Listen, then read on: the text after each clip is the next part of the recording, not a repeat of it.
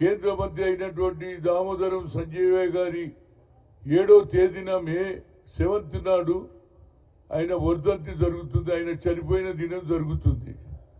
ఆ రోజులలో ఇన్ని పదవులు అనుభవించి కూడా ఎక్కడ కూడా ఆయన నా ఉద్దేశంలో సొంత ఇల్లు లేదు. అత్తగారింటి దగ్గర బన్సీలాల్పేటలో అత్తగారింటి దగ్గర కూర్చోరా, తొందరగా వచ్చి కూర్చో, ఇక్కడ రావా కూర్చో, ఏదో సీటే కావాలరా భయ్ కూర్చో, కూర్చోవాలమ్మా. మొదలు నా ఉద్దేశంలో బాబాసాహెబ్ అంబేద్కర్ రాసిన రాజ్యాంగంలో చదువుకొని, అది కూడా రాయలసీమ జిల్లాలో పేరుగాంచినటువంటి వ్యక్తి, బడుగు బలైన వ్యక్తి, ఆయన వర్ధంతి జరుగు. దానికి నేను గతంలో కేఎస్ఆర్ మూర్తి గారు ఆయన ట్రస్ట్కు చైర్మన్ ఉండే, ఆయన చనిపోక ముందు ఒక 5-6 సంవత్సరాల ముందు హనుమంతరావు గారిని ఉండాలన్నారు. నేను దాన్ని ఫాలో అవుతున్నా. అదే ఈ సంజీవయ్య గ్రామానికి వచ్చాడు రాహుల్ గాంధీ గారు, ఆనాడు కొప్పుల రాజు గారు తీసుకొచ్చారు. ఆయన గుడిసెను చూశాడు. అదేవిధంగా ఆయన జన్మదిన సందర్భంలో మరి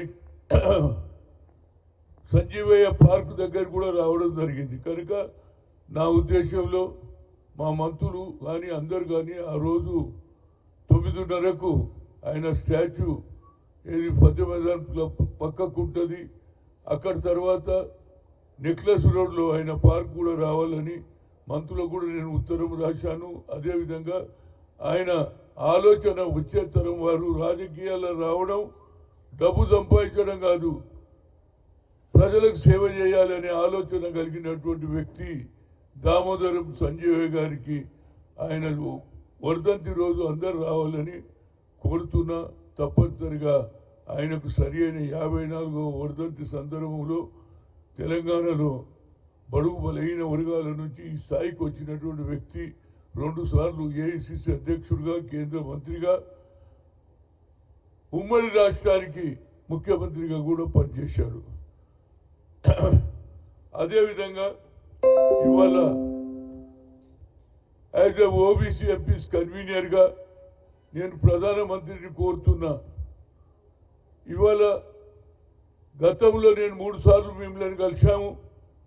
3 సార్లు ఒకటి అడిగిన, మా జనాభా 60% ఉన్నది, ఒక సెపరేట్ మినిస్ట్రీ ఇవ్వాలి, అదేవిధంగా సెపరేట్ బడ్జెట్ ఇవ్వాలి, అదేవిధంగా కులగన కూడా జరగాలంటే ఆ రోజు రాజ్నాథ్ సింగ్ గారు అన్నారు నేను 2008లో చేస్తా అన్నాడు.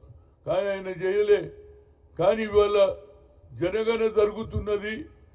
ఆ గజెట్లో ఎస్సీ ఎస్టీ పేరున్నది కానీ ఓబీసీని టోటల్గా తీసేయడం జరిగింది. ఇంతకంటే అన్యాయం ఎక్కడ లేదు. కానీ మొన్న జరిగినటువంటి నిన్న ఫలితాలు చూస్తుంటే ఉత్తర భారతంలో నీకు అవకాశం వచ్చింది, సరిపెట్టావు. దానికంటే ముందు ఒక అమెండ్మెంట్ బిల్ పాస్ చేసుకున్నావు.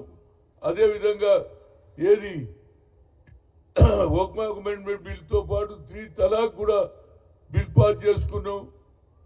దానికంటే ముందు 370 పాస్ చేసుకున్నావు, సరిపెట్టేసినావు. సరే, ఏది జరిగినా కానీ ఇవాళ మా రాష్ట్రంలో రాహుల్ గాంధీ సందేశం తర్వాత రేవంత్ రెడ్డి గారు ఈ ప్రాంతంలో, తెలంగాణ ప్రాంతంలో ఆయన కులంగాన జరిపాడు. దాని సర్వే కూడా చేయించాడు. 150 కోట్లు పెట్టాడు. అసెంబ్లీలో క్యాబినెట్లో నిర్ణయం అసెంబ్లీలో పాస్ చేసి అది ఆర్డినెన్స్ తీస్తే కోల్డ్ స్టోరేజ్లో వేసినటువంటి గవర్నర్ ఆ తర్వాత మా ముఖ్యమంత్రి గారే వచ్చి ఢిల్లీలో ధర్నా కూడా చేశారు జంతర్ మంతర్లో. కనుక ఇవాళ ఆ సంఖ్యను తీశారు. కాబట్టి ఇవాళ నా దగ్గరికి ఇన్యూమినేషన్లో మున్సిపల్ అధికారులు వచ్చారు. నాది మీరు చెప్పండి అంటే నేను చెప్పా, మాది న్యాయం జరిగే వరకు మా కులాన్నే, మా బీసీలనే అనగదొక్కాలని ఆలోచన చేస్తున్నటువంటి ఏది నరేంద్ర మోడీ గారికి నేను ఉత్తరం రాశా. అయ్యా, ఇప్పటికన్నా నీ ఆలోచన ఉన్నదా లేదా? ఎస్సీ ఎస్టీలకు పెట్టినాం కానీ ఓబీసీ అనే కాలం పెట్టలేదు కాబట్టి నేను ఇందులో పార్టిసిపేట్ చేయనని చెప్పాను. అదేవిధంగా నేను ఒకటే కోరిక, అది ప్రధానమంత్రి గారికి రాసిన, అమిత్ షాకు రాసిన. ఇక ఆఖరిలో ఆయన 8వ తేదీ వరకు కూడా దీని సంగతి నాకు తెలియకపోతే యాజ్ ఏ ఓబీసీ ఎంపీస్ కన్వీనర్గా అన్ని కుల సంఘాలు, అన్ని బీసీ సంఘాలు మాకు అన్యాయం జరుగుతుందని పోరాడుతూ ఉన్నారు. కనుక వారి ఒత్తిడి తప్పనిసరిగా ఓబీసీ ఎంపీ గతంలో ఐఐటి ఐఐఎంలో సుప్రీంకోర్టు కొట్టేస్తే దాని ద్వారా నేను సోనియా గాంధీ దగ్గరికి, యూపీఐ చైర్పర్సన్ దగ్గర పోయి మేము talent is not anybody's property, God has given to everybody but you should give opportunity అంటే ఆ అమ్మ డాక్టర్ మన్మోహన్ సింగ్ ప్రధానమంత్రికి చెప్పి ఆమె బిల్లు పెట్టిస్తే పాస్ అయింది. ఇప్పుడు కూడా ఈ కులగణలో ఇప్పుడు జరగకపోతే ఇక మా జీవితంలో ఎప్పుడు జరగదు, తర్వాత చేస్తాంటున్నాడు. ఇంటి యజమాని ఎవరు ఉన్నారని ఎస్సీని అడుగుతావు, ఇంటి యజమాని ఉన్నది ఎస్టీని అడుగుతావు, కానీ మా బీసీ ఊసే లేదు. మేము జనరల్లో ఉన్నాంరా బాబు, మేము ఓట్లు వేయమా? ఎవరు గెలిచినా మా బీసీ ఓట్లు, ఎస్సీ ఓట్లు, ఎస్టీ ఓట్లు, మైనార్టీ ఓట్లతోనే గెలుస్తారు. కనుక నేను తప్పనిసరిగా వాళ్ళ ఏదైతే బీసీ సంఘాల, ఈ బీసీ కుల సంఘాల తరఫుకెళ్ళి నేను ఇది జరిగే వరకు నేను ఆమరణ నిరాహార దీక్ష 9వ తేదీ నాడు చేస్తున్నా. 10 గంటలకు కూర్చుంటా. నరేంద్ర మోడీకి తెలియాలి. ఇకపోతే ఆయన గొప్పతనం చెప్తున్నాడు. ఉత్తర భారతంలో నువ్వు గెలిచిండొచ్చు, నీ ప్రతిభ ఉండొచ్చు, కానీ దక్షిణ ప్రాంతంలో చదువుకున్నటువంటి లిటరసీ ఉన్నటువంటి వారి నీ నాటకం తెలుసుకొని నువ్వు ఎన్ని ప్రయత్నాలు చేసినా అది చెన్నైలో ఓడిపోయావు, తమిళనాడులో ఓడిపోయావు, అదేవిధంగా కేరళలో కూడా ఓడిపోయావు. అదేవిధంగా మొన్న జరిగినటువంటి ఉప ఎన్నికల్లో కర్ణాటకలో 2 బై ఎలక్షన్లో కాంగ్రెస్ గెలిచింది. ఇప్పటికన్నా నరేంద్ర మోడీ అగ్రకులాలు ఉన్నటువంటి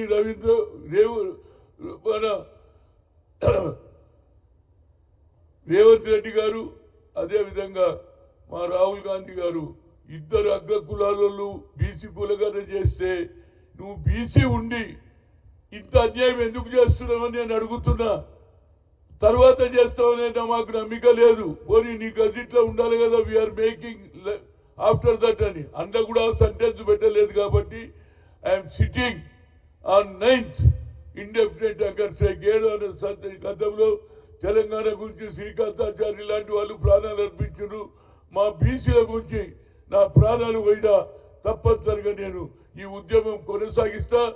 తప్పనిసరిగా చనిపోయేదానికైనా పర్వాలే, కానీ వచ్చే తరం వారికి ఎక్కువ సంఖ్యలో ఉన్నటువంటి బీసీలకు అన్యాయం చేస్తున్నటువంటి నరేంద్ర మోడీ, నీకు నువ్వే ఓబీసీ అంటావు, నా గానుగ కులం అంటావు, కానీ నువ్వు బీసీలకు ఏం చేయవు.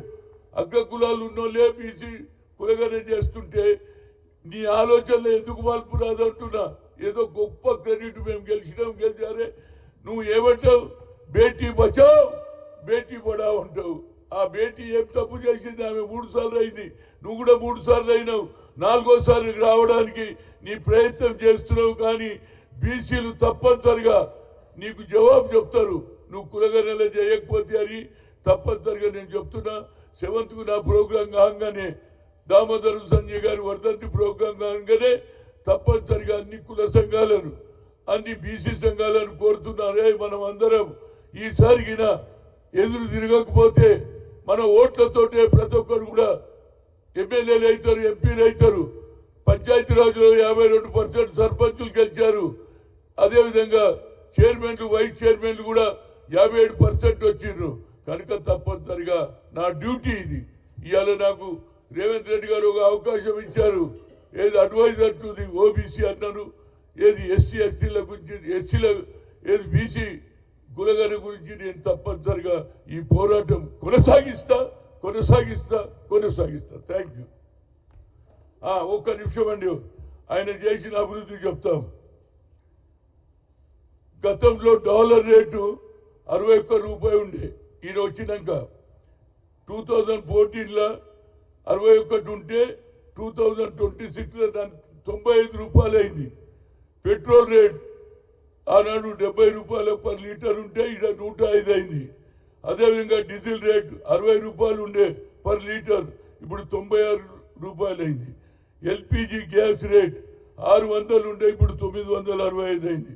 కమర్షియల్ సిలిండర్ రేట్ 1200 ఉంటే 3360. ఇక గరిబోడు ఎక్కడి ఇట్లా ఎట్లా తయారు చేస్తాడు, దోశ ఇట్లా తయారు చేస్తాడు. వాళ్ళ నోట్లో కూడా మట్టి కొట్టినాం. గోల్డ్ రేట్ 28,000 ఉండే ఆ రోజు 10 గ్రామ్స్, ఇవాళ 1,52,000. ఇక పెళ్లిళ్ళు ఏడుకెళ్ళి అయితే ఎవడు అడిగినా నాకు 5 తులాల బంగారం పెట్టు అంటారు. ఏడుకెళ్తే ఇవ్వాలి, పెళ్లిళ్ళు కావు. ఇక పెళ్లిళ్ళు కావు.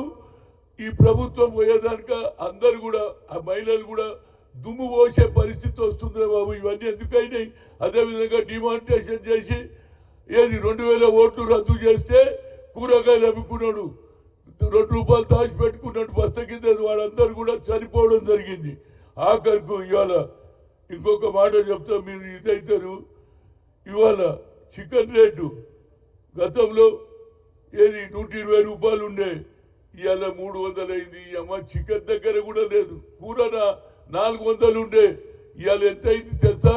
1100 కిలో.